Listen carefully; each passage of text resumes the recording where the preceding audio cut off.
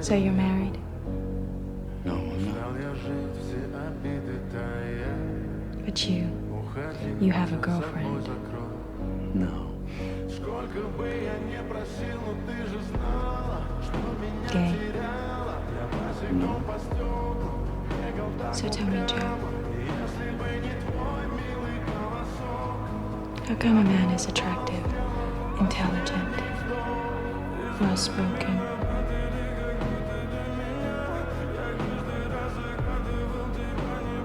diffident in the most seductive way, and yet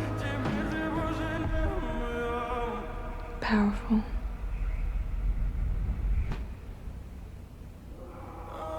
Is all alone in this world?